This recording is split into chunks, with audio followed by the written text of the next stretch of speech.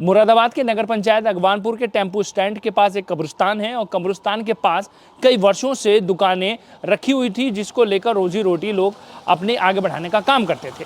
ऐसे में नगर प्रशासन का ये कहना था कि ये दुकानें अवैध हैं जो नाले के पास बनी हुई है। ऐसे में उस दुकानों को हटाने के निर्देश दिए गए और सहमति के बाद ये निर्णय लिया गया कि दुकानों को हटा लिया जाएगा और कब्रिस्तान की बाउंड्री करा दी जाएगी, जिस पर सभी दुकानदारों ने अपनी मर्जी से ये दुकान हटा ली और ये कहा है कि आने वाले समय में अब कब्रिस्तान की बाउंड्री वॉल करा दी जाएगी। मगर ऐसे में कब्रिस्तान के पास कुछ ज़मीन थी जिस पर मुकदमा चल रहा था और पूर्व चेयरमैन जो थे इमरान मिल्की, उनसे ये मुकदमेबाजी चल रही थी।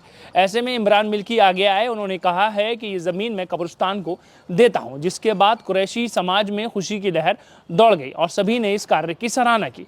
तो वहीं इमरान मिल्की का ये कहना है कि दुकानें जो हटी हैं उससे मुझे काफ़ी दुख है और वो दुकानें नहीं हटनी चाहिए थी, क्योंकि कई लोगों की रोजी रोटी उस दुकानों से जुड़ी हुई है। नगर पंचायत अगवानपुर के टेम्पो स्टैंड के पास कब्रिस्तान की जमीन पर बनी दुकानों को दुकान संचालक द्वारा स्वयं अपनी मर्जी से हटा दिया गया है। आपको बता दें कि नगर प्रशासन द्वारा दुकानों को हटाने के लिए निर्देश जारी किए गए थे। 2 दिन पूर्व नगर पंचायत के अध्यक्ष और ज्वाइंट मजिस्ट्रेट की अध्यक्षता में बैठक भी संपन्न हुई थी, जहां ये कहा गया था कि सभी लोग अपनी मर्जी से दुकानों को हटा ले, अन्यथा नगर प्रशासन द्वारा उन्हें हटा दिया जाएगा, जिस पर दुकानदारों ने स्वयं अपनी मर्जी से उन दुकानों को हटा दिया। ऐसे में नगर पंचायत के पूर्व अध्यक्ष इमरान मिल्की ने इस मुद्दे पर कहा कि मुझे बहुत दुख है कि कई वर्षों पुरानी दुकान यहां से हट गई और इन दुकानों से कई लोगों के घर चलते थे और आज वो बेरोजगार हो गए। ऐसे में क्षेत्र में जहां जमीनों पर अवैध कब्जे हैं, उन जमीनों को कब्जा मुक्त कराना चाहिए था, न कि गरीबों की दुकानों को हटाना चाहिए था। इन्होंने ये भी कहा कि कब्रिस्तान के पास मेरी जमीन थी, मैंने वो जमीन कब्रिस्तान को दे दी है। मुरादाबाद के नगर panchayat Agwanpur tempo stand ward number 14 में कई वर्षों पुराना कब्रिस्तान है।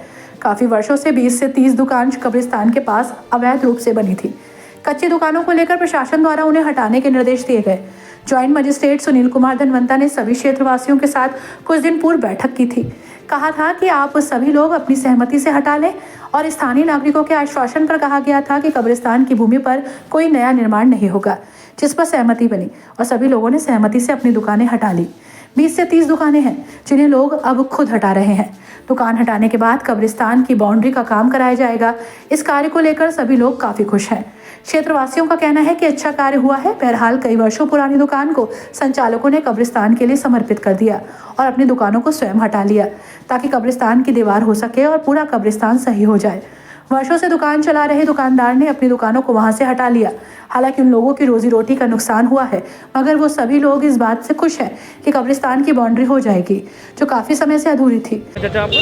मेरा नाम मोहम्मद समीम और गुड्डू। गुड्डू भाई, ये आपकी दुकान जो थी कब्रिस्तान पर जी, कितने सालों से थी? ये लगभग सन 2003 में लगाई थी। अच्छा। हाँ, 5 मिनट का खोखा करा था हमने। लगभग 19-20 साल हो गए। हाँ, 20 साल हो गए। तो अब आपने क्या निर्णय लिया आपकी दुकान की? निर्णय यही है कि हमारे बिरादर भाई हैं, अपने सहमति से ये सब खाली कर रहे हैं ताकि बाउंड्री हो जाए अपने कब्रिस्तान की। मतलब आपने मतलब कब्रिस्तान के हित में अपनी दुकान? जी जी जी। हाँ। कितनी दुकानें थी लगभग यहाँ पे? लगभग होंगे ऐसे 30-40 दुकानें थी। जी जी। तो सभी ने अपनी सहमति से करी। तो क्या आपका उद्देश्य है, क्या मकसद है, किस मकसद से करी है आपने? इसलिए करी है कि ये जो है हमारे कब्रिस्तान की बाउंड्री हो जाए और साफ़ सुथरे कब्रिस्तान हो जाए और ये नालों की सबकी सफाई हो जाए। मतलब माना जाए कि कब्रिस्तान के लिए आपने अपनी रोजी रोटी को खत्म कर दिया? जी जी। हाँ, और कहीं कर लेंगे जहाँ भी लगेगा हिसाब, ताकि हमारे पहले कब्रिस्तान है ये हमारे, वो सेफ होने चाहिए। जी जी। हाँ, हमारे दादा परदादा सब यहीं दफन है। इस पूरी संपत्ति पर मुकदमा भी चल रहा था। प्रशासन की सहमति और क्षेत्रवासियों की सहमति की वजह से यहाँ बाउंड्री वॉल का काम हो सका। कुरैशी साहब, ये जो पहले यहाँ कब्रिस्तान के पास दुकानें बनी हुई थी जी, ये अब क्या स्थिति, सबने अपनी मर्जी से हटा ली? हाँ, सबने अपनी मर्जी से हटाई हैं। अब जो हम बाउंड्री करा रहे हैं यहाँ पे, और बाउंड्री कराने के बाद इसमें जो है हम सफाई करा के अपनी जगह को सेव कर रहे हैं। अच्छा, कुछ कब्रिस्तान की जमीन का क्या मसला चल? वो हमारा समझौता हो गया है, हमारा जो कॉम्प्रोमाइज हो गया है। जो भी हमारा मसला था चेयरमैन से पुराने वाले थे, वो कल हमारी पंचायत हुई थी, उसमें जो था क्या नाम है, कल उसने ये कह दिया कि मैं ज़मीन कब्रिस्तानों को दे रहा हूँ, मेरा कोई विवाद नहीं है। अब उन्होंने क्या कहा पूर्व चेयरमैन ने? पूर्व चेयरमैन ने ये कहा कि भाई मुझे कोई एतराज़ नहीं है, मैं सारे बिरादरी को, कुरैशी बिरादरी को जितना भी है कब्रिस्तान, मैं उन्हीं के साथ खड़ा हूँ। और सारी ये जो मेरा विवाद है उसको ख़त्म करते हुए मैं ये सारी ज़मीन जो है सब कब्रिस्तान के दे रहा हूँ। तो से खुश हैं आप लोग? हाँ बहुत खुश हैं। तो ये बाउंड्री वॉल कैसे कराएंगे, चंदे से कराएंगे, कैसे कराएंगे? ये जैसे भी चंदे से होएगी, जैसे भी होएगी वो तो वक्त बताएगा। सिटी चैनल से बात करते हुए नगर पंचायत के पूर्व अध्यक्ष इमरान मिल्की ने कहा कि नगर में कब्रिस्तान के पास बनी दुकानों को हटा दिया गया है, जिससे मुझे बहुत दुख है। उनके परिवार इस दुकान से ही चलते हैं और अब उन सब परिवारों का क्या होगा। नगर में और जमीनों पर अतिक्रमण है, उन जमीनों को कब्जा मुक्त कराना चाहिए, न कि गरीबों की दुकान हटानी चाहिए। साथियों ने यह भी कहा कि मेरी जमीन थी, मैंने कब्रिस्तान को दे दी है। मैं चाहता हूं कि किसी प्रकार की कोई समस्या ना हो। उन्होंने कहा, मैं चाहता हूं कि सब लोग मिलजुल कर काम करें। इमरान भाई, कब्रिस्तान की जमीन पर बहुत ज्यादा मतलब मुकदमे चल रहे हैं, आपकी भी संपत्ति वहाँ पे थी, तो क्या डिसाइड हुआ है? लोगों का कहना है कि इमरान भाई का बहुत सहयोग रहा उस मामले में। ये हमारा अब से लगभग 35 से 40 साल पुराना ये ज़मीन का विवाद क्या था, बस आपस की एक दूसरे से बात नहीं हो पा रही थी। वो कल रात लगभग पूरी बिरादरी ने हमें बुलाया, परिवार की तरफ से मैं गया। जो बात थी उन्होंने अब से पहले विवाद होता रहता था कि उसका डोल का भाई यहाँ से यहाँ तक है, यहाँ तक पैमाइश नहीं हो पाती थी।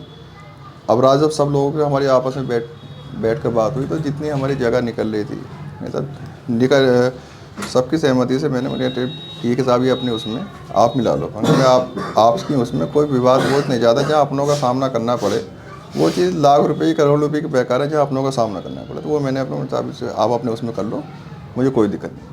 मतलब जो आपने जमीन थी आपकी वो अपने क्रेशियन, हाँ मैंने उन्हें कर दिया। मैंने कहा आप उसमें कराओ। और तो बेचारों को, लेकिन मुझे थोड़ा सा अफसोस इस बात का हुआ कि जो वहाँ पे खो के रखे हुए थे, वो खो के जब बड़े गरीब आदमियों के थे।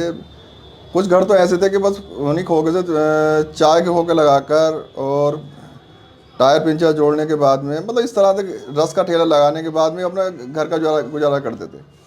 उसको देखते मुझे बस उस चीज़ का बड़ा अफसोस हुआ कि खो के तो दिखाई देते हैं यहाँ के लोगों को, सामने दुकानें बनी हुई हैं, 549 नंबर सारा ये कब्जा कर रखा। गरीब आदमी का कहाँ से अच्छा खा लेगा, वो चीज़ तो परेशान करने के लिए बैठा हुआ है यहाँ पे। सामने क्यों नहीं दिखाई दे तुम्हें सारी की सारी चीज़ें? मतलब खो के हटा सकते हो तो सामने चीज़ हटाने में तुम्हें क्या दिक्कत है? वो भी तो सामने की उसमें।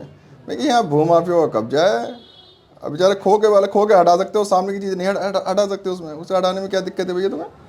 भाई ये कुछ अपने लोगों की है, वो अपने लोग कैसे हटाएगा? उसे तो गरीबों से उसे सताना है तो वो उगाही करनी है, और गरीबों को सताना है तो गरीबों को सताएगा। वो सामने वाले को हटाए ना, जब जिन्होंने दुकानें बना रखी हैं सरकारी जमीनों पर। तो आपके कार्यकाल में शायद मतलब ऐसा नहीं। ना हम क्यों करेंगे यार? हम गरीबों के साथ रहे, हमेशा गरीबों के साथ रहे, हम क्यों करेंगे वो? हम गरीबों के साथ रहें, बिल्कुल हर चीज़ से हम तैयार रहे, अपने तन मन धन से गरीबों के साथ रहें और रहेंगे इंशाल्लाह, आने वाले टाइम में भी रहेंगे। लेकिन ऐसा तो हमने नहीं करेगा सब खो के हटाने, किसी के रोजी रोटी से करना, हम तो नहीं खेले। इस तरह का होने भी नहीं चाहिए। आपके संज्ञान में जो खो के हटे वो सही नहीं? बहुत गलत है, बहुत गलत। किसी की रोजी से नहीं खेलना चाहिए। कम से कम 150-60 खो के जितने भी थे, उनके 50-60 परिवारों को पालन पोषण वहीं से चलता था। कुछ घर तो ऐसे थे कि मतलब अगर सुबह का अगर वहाँ का काम नहीं होता तो उनको खाने को भी मैं मानता हूँ कि उन्हें नहीं मिलता। तो आपकी नज़र में गलत हुआ? बहुत गलत हुआ।